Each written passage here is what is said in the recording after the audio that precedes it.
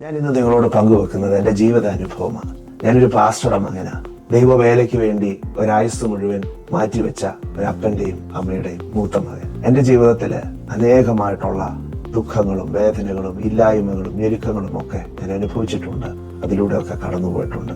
ജീവിതത്തിന്റെ കൈപ്പേറിയ അനുഭവങ്ങളില് എൻ്റെ മാതാപിതാക്കൾ കാണിച്ചു തന്ന മാതൃക, പഠിപ്പിച്ച മാതൃക പ്രാർത്ഥനയാണ്. ഇന്ന് ഈ സന്ദേശം കേൾക്കുന്ന എൻ്റെ പ്രിയ സ്നേഹിതരോട് എനിക്ക് പറയാനുള്ളതും അത് തന്നെയാണ്. എല്ലാ ചോദ്യങ്ങളുടെയും മറുപടി നിന്റെ പ്രാർത്ഥനാ മുറിയിലുണ്ട്. എല്ലാ ദുഃഖങ്ങളും പങ്കുവെക്കാനുള്ള ഇടം നിന്റെ പ്രാർത്ഥനാ മുറിയാണ്. നിന്റെ ഹൃദയം ക്ഷീണിക്കുമ്പോൾ, മനസ്സ് തളരുമ്പോൾ നിന്നെ ശക്തിപ്പെടുത്തുന്ന സ്ഥലം നിന്റെ പ്രാർത്ഥനാ മുറിയാണ്. ജീവിതത്തിൽ വഴി അടഞ്ഞതുപോലെ തോന്നുമ്പോൾ വെളിച്ചം കാണാൻ കഴിയുന്ന സ്ഥലം പ്രാർത്ഥനാ മുറിയാണ്. പ്രാർത്ഥിക്കുന്നവനെ ദൈവം ഒരിക്കലും മറക്കില്ല. അതുകൊണ്ട് കഷ്ടങ്ങളും വേദനകളും ദുരിതങ്ങളും ദുഃഖങ്ങളും രോഗങ്ങളും ഒക്കെ വരുമ്പോൾ ഗിവപ്പ് ചെയ്യരുത്. ഒന്ന് പ്രാർത്ഥിച്ചു നോക്കുക. ജീവിതത്തിൽ മാറ്റം ഉണ്ടാകും. ഞാൻ കണ്ടിട്ടുണ്ട് ദൈവം പ്രാർത്ഥനയ്ക്ക് നേരിട്ട് ഇറങ്ങി വന്ന് മറുപടി തരുന്നത്. ജീവിതത്തിലെ ആവശ്യങ്ങളുടെയൊക്കെ മുമ്പിൽ എൻ്റെ മാതാപിതാക്കൾ ചെറുപ്പം മുതലേ ഞങ്ങളോട് പറയുമായിരുന്നു, ദൈവത്തോട് പറ, ദൈവം കേൾക്കും, ദൈവം പ്രവർത്തിക്കും. ആ ദൈവം ഇന്നും ജീവിക്കുന്നു, ദൈവം ഇന്നും വിശ്വസ്തനാണ്. നിങ്ങളുടെ ആവശ്യങ്ങളിലും ദൈവം പ്രവർത്തിക്കും.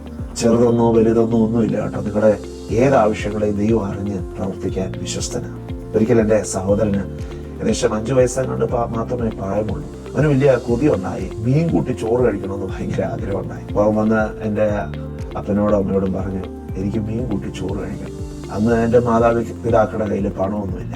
അവര് എൻ്റെ സഹോദരനോട് പറഞ്ഞു, നീ പോയി പ്രാർത്ഥിക്കാം.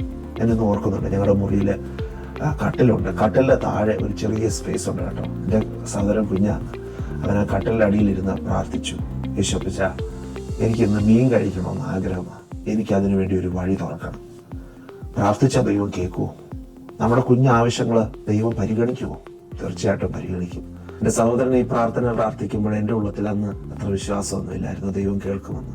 ഈ കൊച്ച ആവശ്യമൊക്കെ ദൈവം കേൾക്കുമോ? ദൈവം അതിന് ഉത്തരം തരുമോ? എന്നാൽ അത്ഭുതം എന്ന് പറയട്ടെ, അടുത്ത 1 മണിക്കൂറിനകത്ത് ഞങ്ങളുടെ വീട്ടിൽ ഞങ്ങൾ എക്സ്പെക്ട് ചെയ്യാത്ത ഒരു സന്ദർശകൻ വരാനിടയായി തീർന്നു.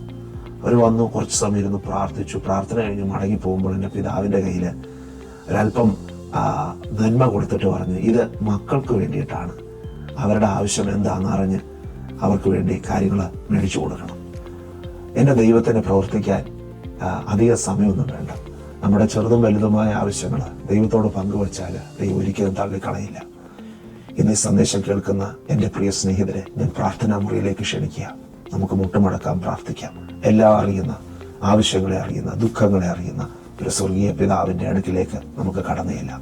God bless you. ദൈവം നിങ്ങളെ ധാരാളമായിട്ട് അനുഗ്രഹിക്കട്ടെ.